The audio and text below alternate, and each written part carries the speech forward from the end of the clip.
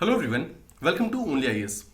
Now, as you must know that the mains examination of 2022 was recently conducted, and in this particular video, we are going to analyze and discuss the political science optional paper of the recently conducted examination. Now, जैसा आप जानते हैं that UPSC की तैयारी को start करने से पहले there are basically two things जिसे बहुत ज़्यादा इंपॉर्टेंट माना जाता है. The first is the syllabus of the examination and second is the previous year question papers. Now in this particular video we are going to cater to the demand of the second need, that is the previous year question paper. Now इस video के अंदर हम 2022 यानी कि recently conducted examination के paper को properly analyse करेंगे, उसे डिकोड करेंगे and will try to understand that which part of the syllabus, that is which topics are more important and which topics are less important. Now this is going to be a very important video उन बच्चों के लिए जिसको इस particular चीज में help चाहिए कि सिलेबस को किस तरीके से फिनिश किया जाए. Now which part of the syllabus should be covered first and which particular part should be covered later on. तो इस वीडियो को आप समझने के बाद आपको इस पर्टिकुलर चीज के ऊपर कोई भी डाउट नहीं रहेगा. Now first of all, what is the importance of analysing the previous year question papers. देखिए, यूपीएससी का जो सिलेबस है that is considered to be very very vast. Now why is that? Because देखिए, जो हमारा syllabus है उसके अंदर देयर आर डिफरेंट टॉपिक्स. हर टॉपिक के अंदर there are sub topics and हर सब टॉपिक के अंदर there are various sections. Now इस डिफरेंट डाइवर्सिटी के कारण क्या होता है, हमारा जो सिलेबस है it is considered to be very very vast. Now although I agree to this particular fact, but साथ ही साथ I also want to clarify this thing that although vast, but the syllabus of UPSC is totally manageable. इसको पूरी तरीके से manage किया जा सकता है. Now, इसको मैनेज करने के लिए the most important thing is to understand and analyze the previous year question papers. देखिए, although the syllabus is too vast, but it can be restricted with the help of previous year question papers. In a particular topic, we need to understand that which particular part of the syllabus is focused more on by the examination. UPSC examination जो है किस particular part के ऊपर ज्यादा focus करता है, इस particular चीज को समझने के बाद आपको इजीली समझ आ जाएगा दैट किसी टॉपिक के अंदर किस सब टॉपिक की कितनी इंपॉर्टेंस है और किसी सब टॉपिक के अंदर किस सेक्शन की कितनी इंपॉर्टेंट है. इस पर्टिकुलर चीज से जितने भी एस्पिरेंट्स हैं वो अपने सिलेबस को बहुत ही टाइमली कंप्लीट कर सकते हैं. Now on this part, let's try and understand कि 2022 यानी कि लेटेस्ट एग्जामिनेशन में पीएसआई का पेपर क्या इंडिकेट करता है, what are the trends, what are the changes and what are the similarities. इस चीज को हम प्रॉपर्ली समझते हैं. फर्स्ट थिंग्स फर्स्ट, पीएसआई का जो एग्जामिनेशन है it is considered to be very very analytical examination. लेकिन इस पर्टिकुलर पार्ट का जो एग्जामिनेशन हुआ है, जो 2022 का पेपर हुआ है, इट शोज कि ये examination it was not just to test the understanding of the subject. आपके सिर्फ सब्जेक्ट अंडरस्टैंडिंग को टेस्ट करने के लिए पेपर नहीं था, साथ ही साथ आपका जो एनालिटिकल लेवल है, आपका जो एनालिटिकल पर्सपेक्टिव है, उस चीज को भी प्रॉपर्ली फोकस किया गया था इस एग्जामिनेशन में. आगे जाकर डिफरेंट स्लाइड्स के ऊपर हम अलग अलग क्वेश्चंस को भी प्रॉपर्ली डिस्कस करेंगे. विल ट्राई टू अंडरस्टैंड किस पर्टिकुलर क्वेश्चंस के अंदर कितना एनालिटिकल कंसेप्ट्स को पूछा गया है प्लस कितना स्टैटिक कंसेप्ट्स पूछा गया है, उसे हम प्रॉपर्ली समझेंगे. बट फर्स्ट थिंग्स, अगर हम होलिस्टिकली देखें तो एनालिटिकल जो क्वेश्चंस है दे हैव एक्चुअली इंक्रीज्ड. साथ ही साथ जो पॉलिटिकल साइंस का पेपर है उसके ऊपर कुछ स्टीरियोटाइप्स थे, जैसे कि जो हमारा पेपर 1 है उसके अंदर जो सेक्शन ए होता है that is considered to be political theory and political thought. Now normally this syllabus का पार्ट जो है they are actually considered to be static part, but 2022 paper shows that this particular part is not just static but it can also be actually added to dynamic parts. और इस साल के questions के अंदर काफी questions ऐसे हैं जो कि करंट इवेंट्स के कारण वो क्वेश्चंस आए हैं and there are various questions जिसके अंदर हम एटलीस्ट एंडिंग वाले पार्ट में हम एक अच्छा सा करंट आंसर्स करंट के पर्सपेक्टिव के साथ हम उस पर्टिकुलर आंसर को एंड कर सकते थे.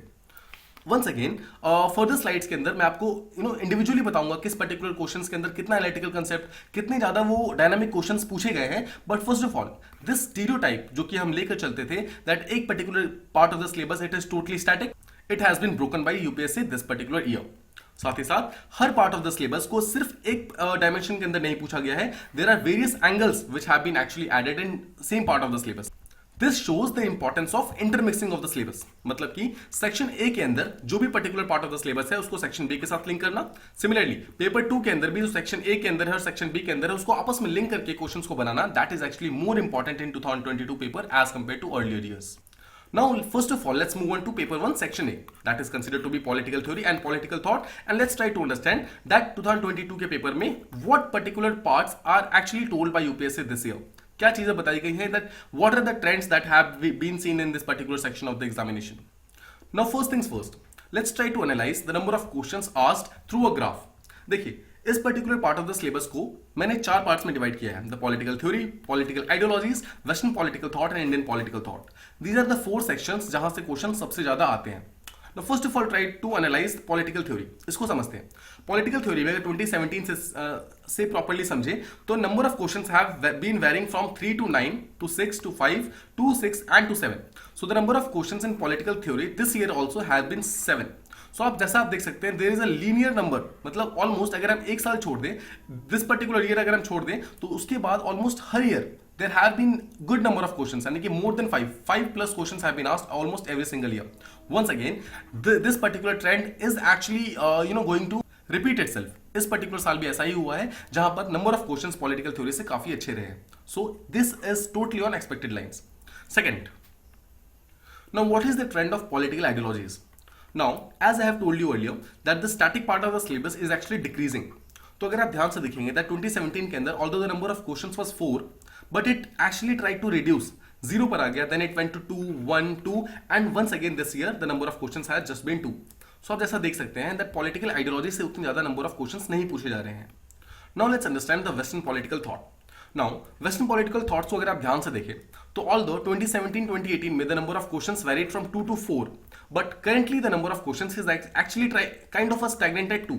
मतलब कि इस पर्टिकुलर साल भी हम बहुत ज्यादा एक्सपेक्ट नहीं कर रहे थे. Number of questions were actually not going to fluctuate a lot. So once again the number of questions has actually stagnated to 2.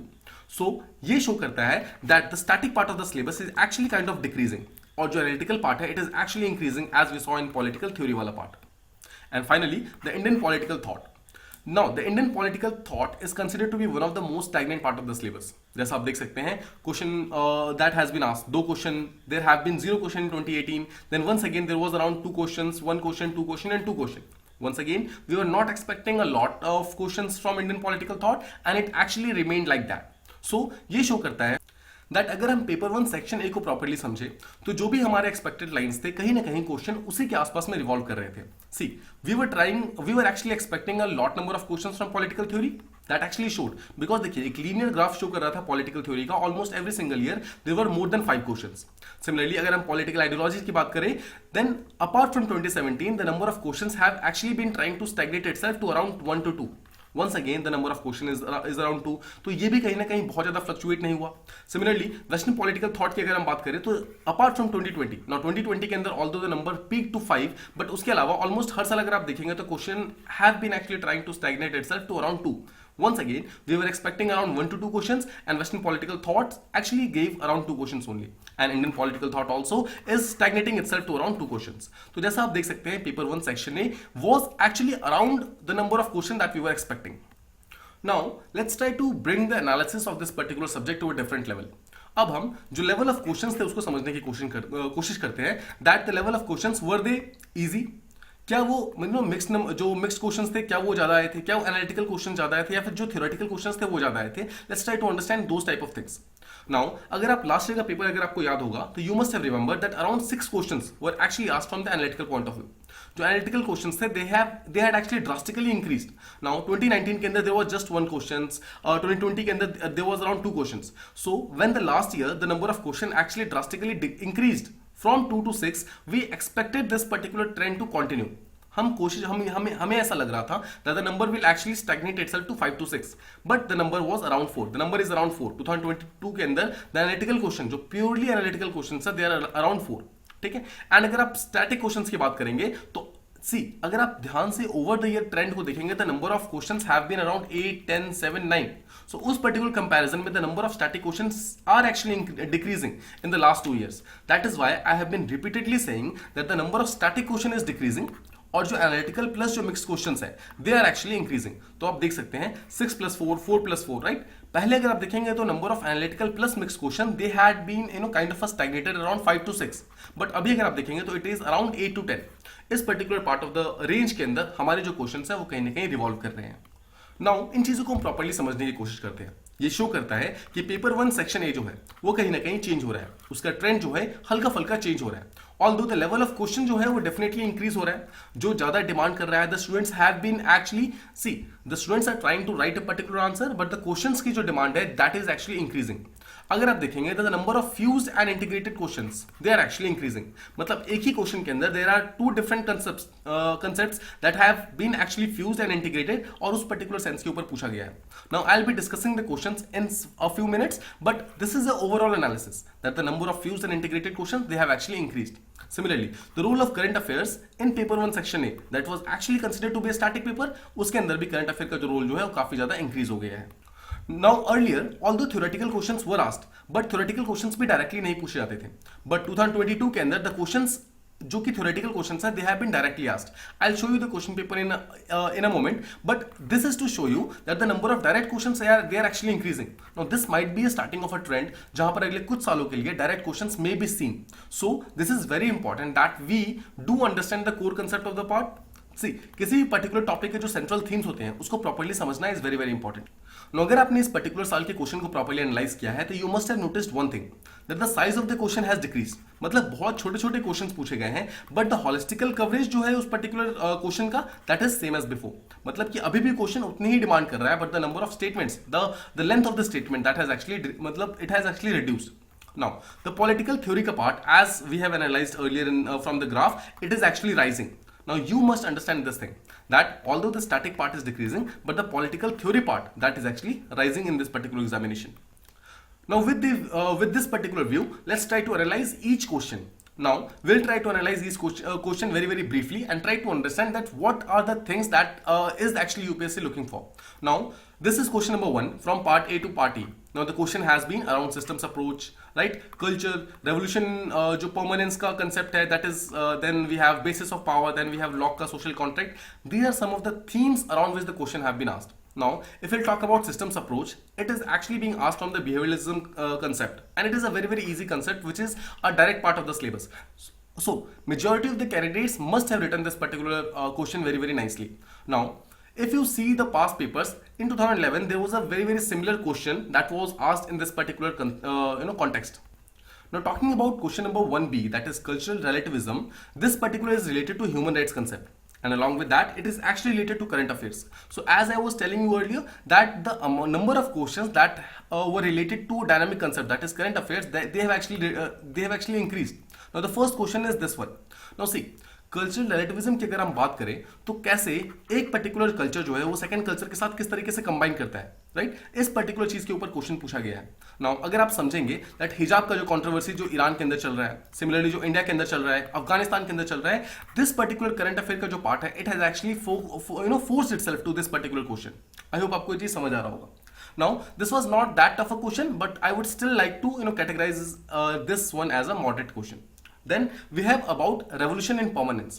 See, this is actually asking about permanent revolution. अगर आप ध्यान से सोचें, ये एक्चुअली permanent revolution के बारे में बात कर रहा है, जहां पर मार्क्सिज्म और माओइज्म के कंसेप्ट को आपको साथ में लिंक करना पड़ेगा. Now, as I was telling you earlier, this is the example of a fused question, जहां पर दो different part of the syllabus they have been fused together and they have been asked as a single question.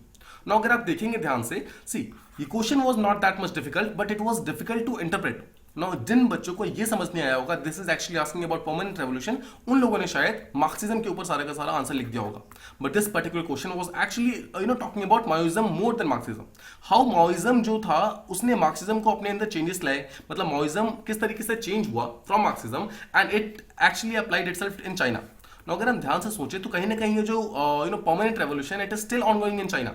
अगर आप anti corruption campaign of Jinping देखते हैं वो भी कहीं ना कहीं इसी का पार्ट है. आई होप आपको ये पर्टिकुलर चीज प्रॉपर्ली समझ आ रही है.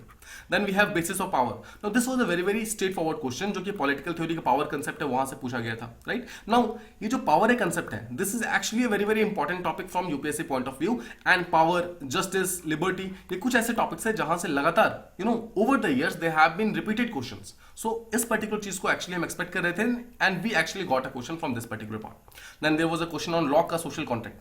देखिए, अगर आप ध्यान से सोचें, लॉक का social contract is actually one of the main part of our syllabus. So it is to be considered a very very easy question.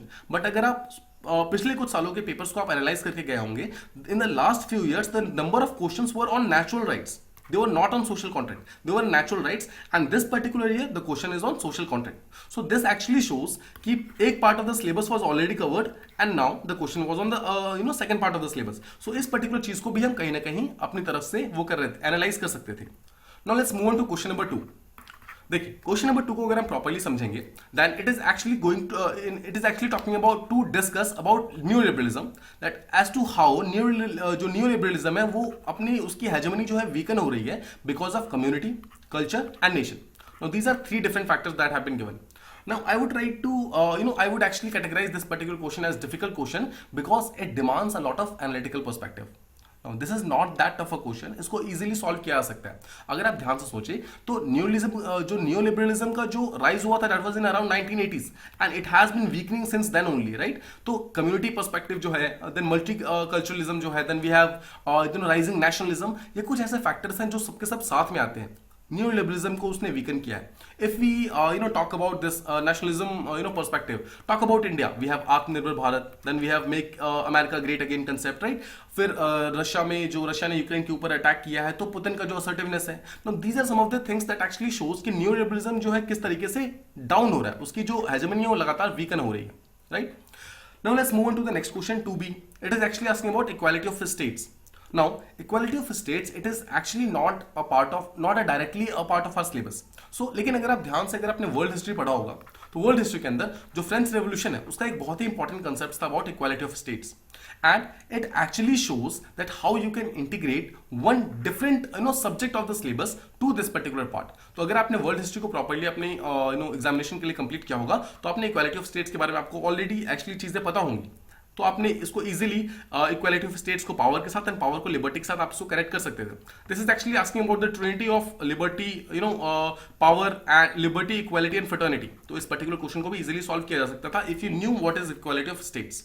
I hope आपको ये चीज समझ आ गई होगी. Now see, this particular part of the syllabus was this particular part of the question was actually not asked earlier. It is based on a new trend. So in particular questions के लिए हमें हमेशा ready रहना चाहिए that there are some questions in UPSC which are actually not asked earlier and जो नए trend की तरह पूछे जाते हैं. सिमिलरली अगर 2C क्वेश्चन को देखते हैं then there was elitist theory of democracy. ये पर्टिकुलर जो थ्योरी है it actually this has been repeated many times in questions, right? 2000 के अंदर there have been several questions. Now this question was actually pretty straightforward, जहां पर बोला हुआ था that elitist theory जो है और जो डेमोक्रेसी का रूल ऑफ द पीपल है उन दोनों के बीच में how they are actually contradictory to each other. So this has been asked. This was also a very straightforward question. Now let's move on to question number 3. See, question number 3 में जो 3A था it actually asked about the liberal theory of state. This was a very easy question. Actually theory of state का एक direct question था. So this actually shows, देखिए अगर आप post colonialism, new liberalism ऐसे concepts देखते हैं, these are repeatedly asked in this particular examination. So if you would have analyzed the previous question paper of this particular examination, you must have gone through these things and you must have understood this that liberal theory जो है it is very important part of the syllabus and it can be asked again, and this has been asked again. Right? Then let's go to 3B. 3B में once again the question is on human rights, and human rights को पूछा हुआ है in 3 different perspective: individuals, society and state. अगर आप ध्यान से सोचें, actually human rights is about individuals against society and state, and this is exactly the question. You just have to break up the question and the question will be very easy for you, right? Once again it is easy to moderate, and human rights, and देखिए human rights का जो violation है it has been actually ongoing in different countries.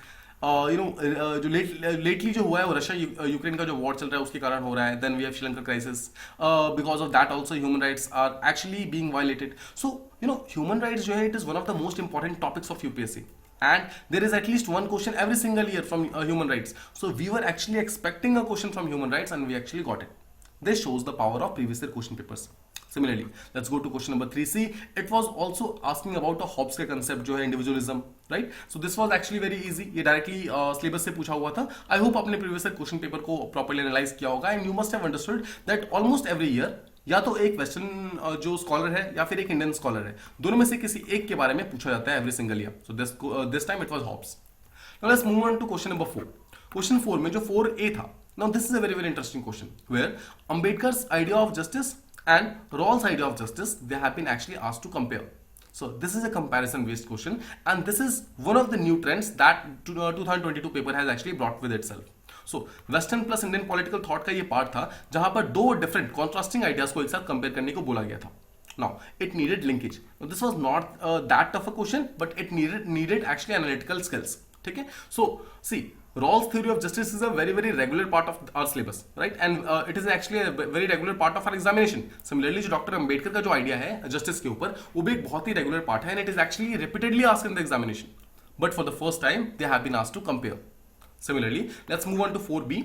Now 4b mein the question is actually asking about gram swaraj, then it is asking about gram sabha and how development can take place in the field of agriculture and industrial sectors. Now, if you'll understand one thing, this particular part of the syllabus is from Gandhi's idea of decentralization, and Gandhi is one of the hot topics of this examination, from where at least one question is asked almost every single year. ठीक है, तो अगर आप इस चीज को ध्यान से सोचें, जो गवर्नेंस का आइडिया है वो लगातार उसके बारे में कुछ ना कुछ पूछा जाता है. तो this year also we are expecting this particular thing and we got it on the same lines. Similarly, on 4C, अगर हम 4C को प्रॉपर्ली समझे, this was entitlement theory of justice.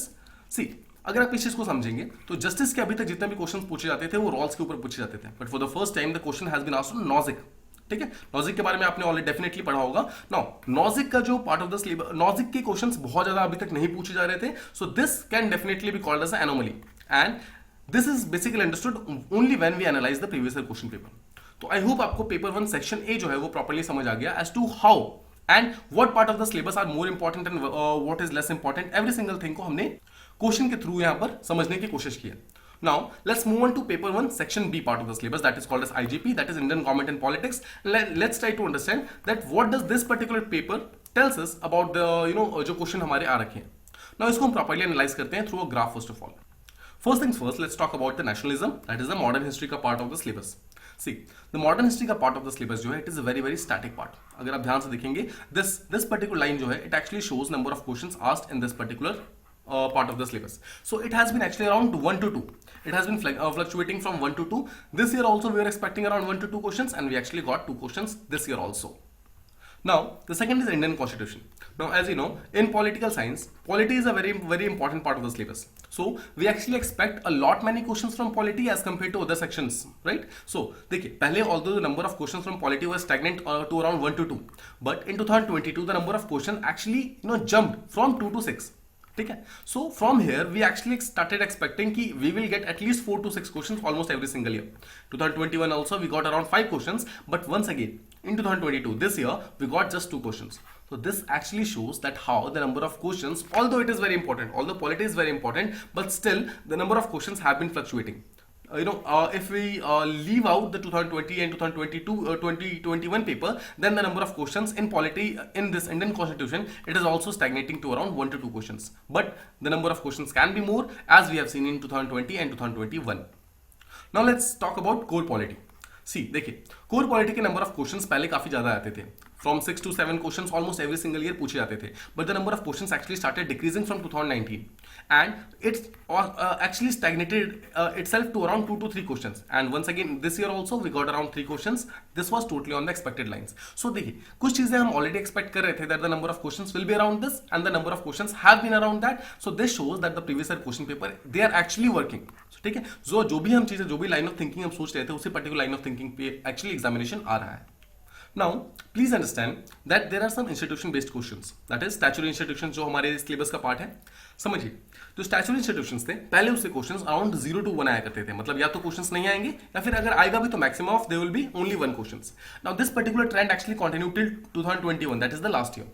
Now इस पर्टिकुलर साल भी हम कहीं ना कहीं इसी पर्टिकुलर लाइंस के ऊपर क्वेश्चन एक्सपेक्ट कर रहे थे, that there will be maximum of 1 question, but the number of questions from institution it actually increase to 3. So the number of जो क्वेश्चंस थे इंस्टीट्यूशन के they actually increased. So this shows the rising prominence of statutory institutions का जो part of the syllabus है वो हमारे examination के लिए धीरे धीरे ज्यादा इंपॉर्टेंट होता जा रहा है. Now this shows कि इस particular part of the syllabus के ऊपर ज्यादा फोकस करने की जरूरत हो रही है. Then we have 2 leftover part of the syllabus, that is planning and economic development, and we have caste party system and movements. सी, इन दोनों में ही कहीं ना कहीं आपको एक लीनियर टेबल दिखेगा जहां पर number of question have been fluctuating around 1 to 2. We were expecting around 1 to 2 question this year also, and we actually got around 1 to 2 questions only. So this once again shows that in some part of the syllabus, whatever we have been actually thinking of, whatever we have been analyzing over the years, we have actually got the same result. Obviously in some part the UPSC has tried to change its trend, right? जैसा हमने paper 1 section A के अंदर देखा था, similarly paper 1 section 2 में institutions का वाला part देखा हमने. How has the number of questions in Indian constitution decreased, ये भी देखा हमने, right? This shows that some parts of the syllabus are although increasing and decreasing, but majority of the part of the syllabus they are actually following the same trend as compare to the last 5 years. This shows कि previous year question paper को properly analyse करना, उसको properly समझना and उस particular line of thinking के साथ लेकर जाना एग्जामिनेशन में, it is actually quite helpful. Now let's try to understand the second part, that is the how the questions have been fared. How many questions are from theoretical part, how many questions are from analytical part, and how many questions are from current based questions. Let's try to understand. So if we leave out the 2022 part, in the earlier 5 years, if you'll understand the number of theoretical questions, see 4 questions, 7 questions, 7 questions, 8 questions and 5 questions in the last 5 years. So we were actually expecting around 6 to 7 questions this year also. But the number of theoretical questions from part 1B, that is paper 1B, it actually drastically reduced itself to just 2 questions. This actually shows the number of questions from analytical perspective, it actually increased itself from 8 to 10, and the current based question, it actually increased itself from 1 to 2. So it shows that the number of questions जो कि theoretical part यानी कि जो static part के questions थे वो कहीं ना कहीं reduce हो रहे हैं. That they see UPSC is no more asking about the static questions. Especially अगर इस पर्टिकुलर साल के पेपर को हम प्रॉपर्ली समझे तो ये शो करता है that static part of the syllabus are not that much asked as compare to analytical questions plus current based questions. ठीक है, तो अब जब भी आपको फोकस करना है, you have to focus more on analytical skills. किसी भी पार्ट ऑफ द सिलेबस को पढ़ते time you have to understand what are the analytical angles that can be added in this particular part. What are the current based questions, what are the current based scenarios which can be actually added as an example, as a question, right? इस particular चीज को अगर आप properly समझेंगे, you will be very well prepared for this particular part of the syllabus. So now let's try to analyze this particular part of the syllabus. देखिए, सबसे पहले एक चीज जो हमें समझ आ गई, that from the last 5 years the number of questions जो कि analytical questions थे, they have drastically increased, और जो static questions थे they have drastically reduced. This shows that candidate के बारे में जो भी उसके एनालिटिकल स्किल्स थे उसकी डिमांड काफी ज्यादा इंक्रीज हो गई है. नंबर ऑफ क्वेश्चंस जो कि एनालिटिकल स्किल्स को मांगते हैं, जो कि एक पर्टिकुलर क्वेश्चन के अंदर आपको एनालिसिस करने के लिए बोलते हैं, उसके नंबर ऑफ क्वेश्चन जो है they have actually increased. Similarly जो theoretical question that is the static question they have actually declined itself. ठीक है, काफी ज्यादा कम हो गया as we have seen that it has drastically reduced from 8 to 2.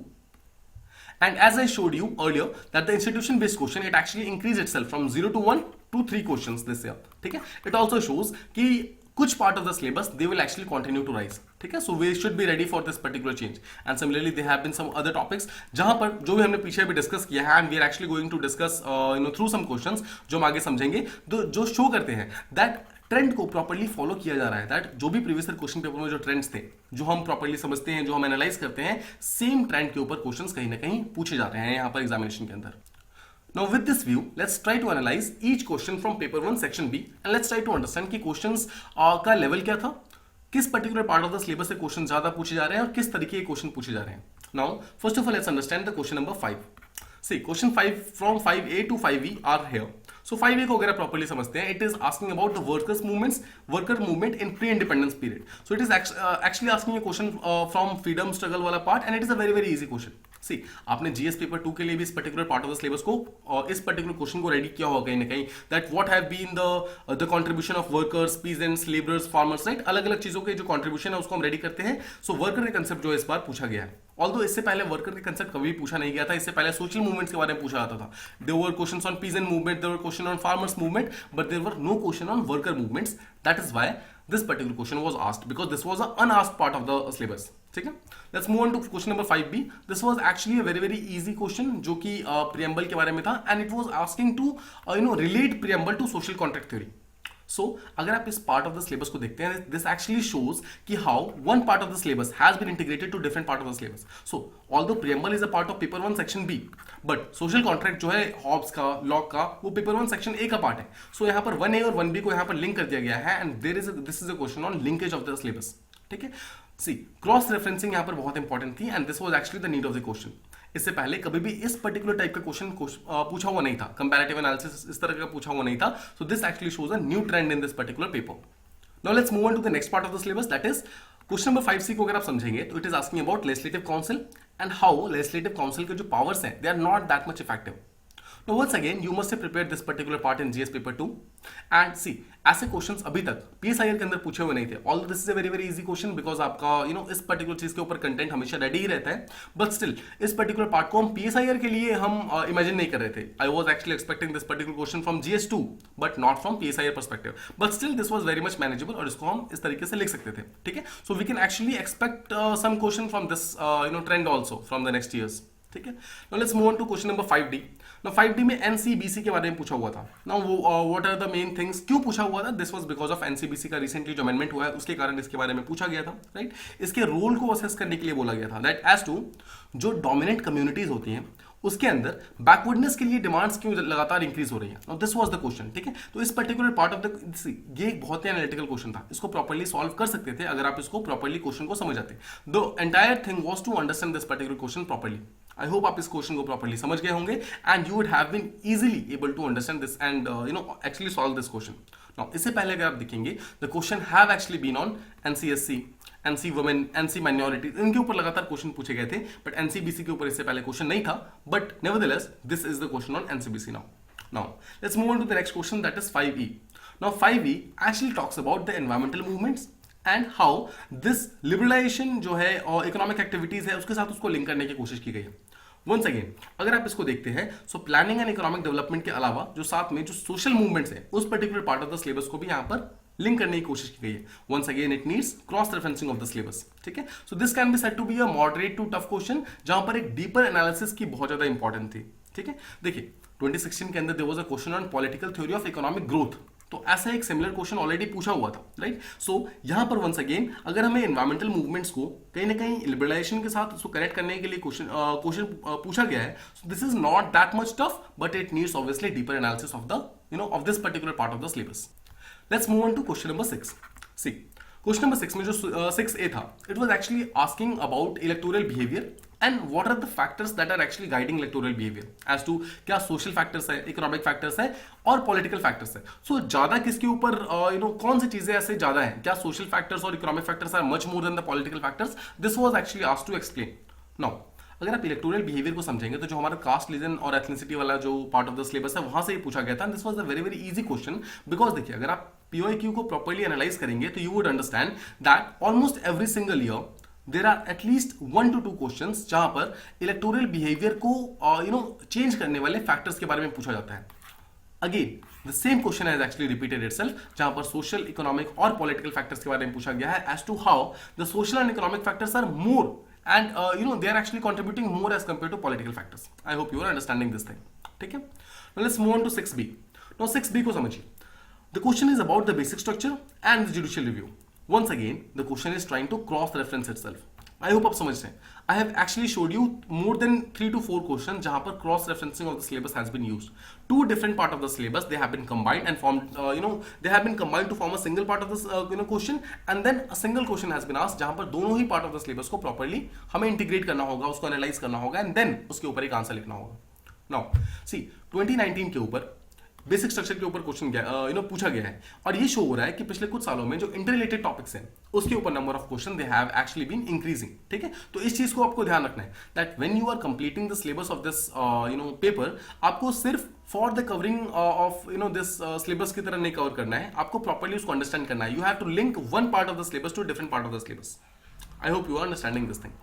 Now let's move on to the question number 6C। तो यहाँ पर question is about interstate council. Now, interstate council जो है it is actually about from principal organs, salient features, इस part of the syllabus को cater करता है। This was also a very very easy question जहाँ पर straight forward question पूछा हुआ था that to what extent has this been successful? जो interstate councils हम बनाते हैं, जो हमारी गवर्नमेंट बनाती है, वो कितने हद तक सक्सेसफुल रही है, ठीक है। देखिए 2019, 2020, repeatedly the number of questions have been asked on interstate council. So we were actually expecting a question on interstate council and we got it. This shows the power of previous year question papers. I hope you are understanding this thing properly. Let's move on to question number 7. See, question number 7 में अगर आप 7A को देखेंगे, this was actually asking about 73rd Constitutional Amendment Act, and then how is it actually helping us जो हमारा जो marginalized sections होते हैं उसको empower करने के लिए किस तरीके से काम कर रहा है। So grassroots democracy के part of the syllabus से क्वेश्चन पूछा हुआ था, which was a very very straightforward question. Every single year there is at least one question on 73rd और 74th part of the syllabus. 73rd या 74th जो constitutional amendment है हमारा, वहां से एटलीस्ट एक क्वेश्चन पूछा जाता है।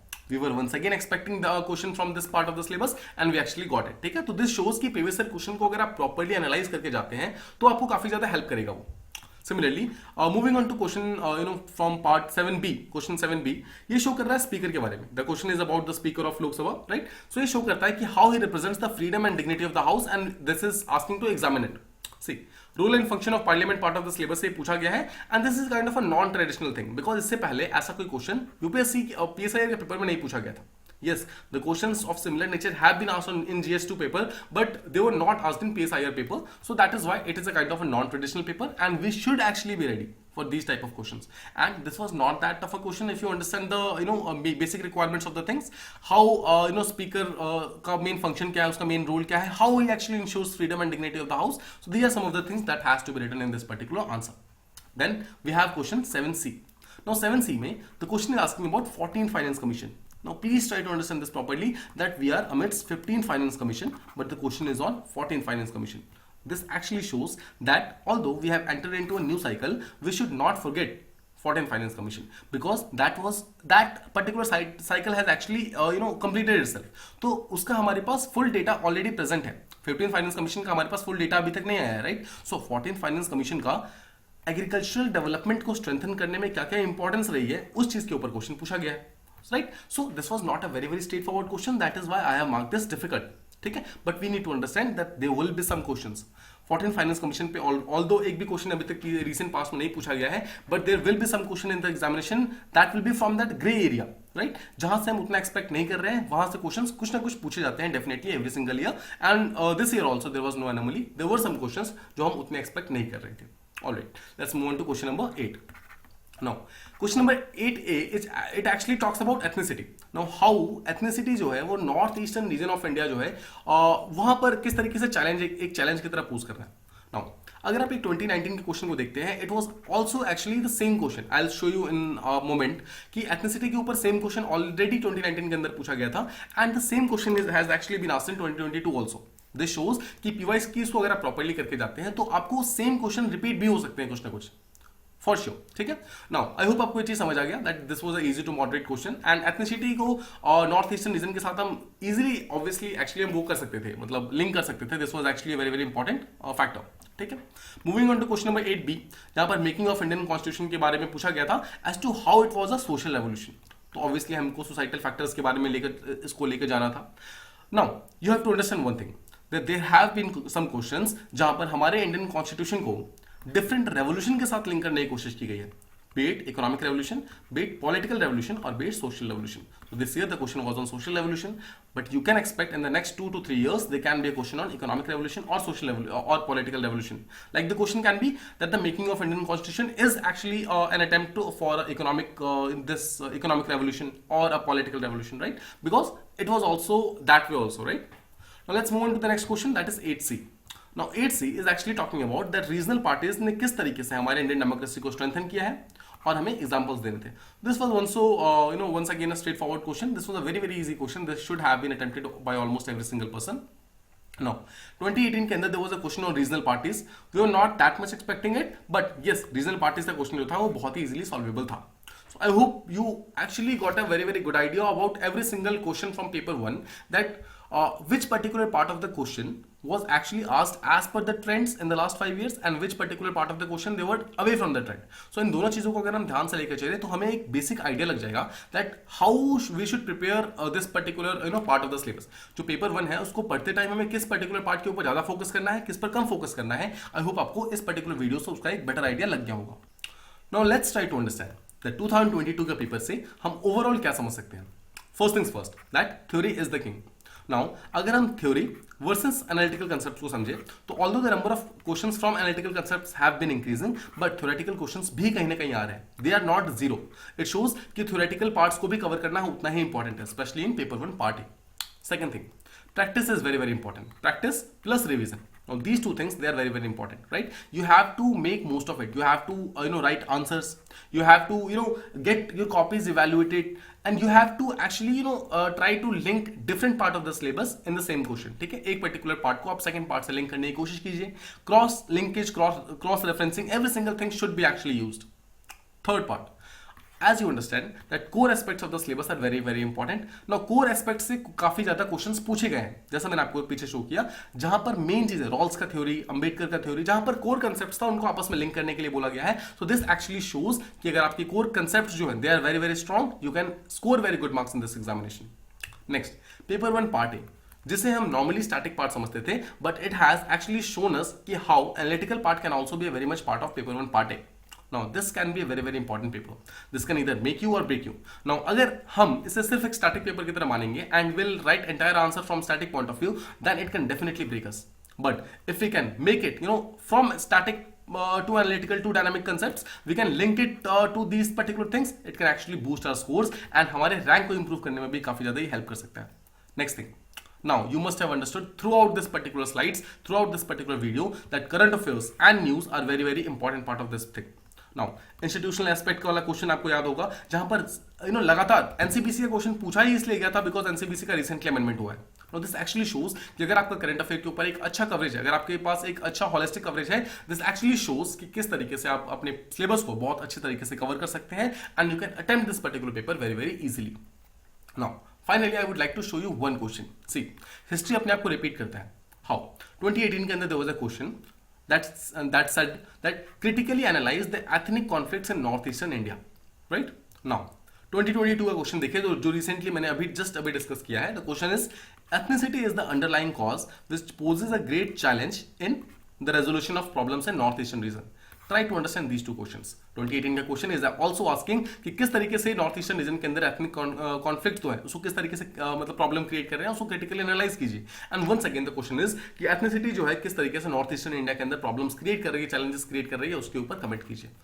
Exact same question with different wordings. I hope you understand that what is the importance of PYQ. Previous year questions are actually considered to be the Bible of this particular examination, and this is very very true. Because PYQs को properly analyse करने के बाद, एक proper answer structure को ready करने के बाद, you will be in a very very good space and you will be in a very very good position to answer any kind of question that can be asked in UPSC examination. I hope you have got every single thing.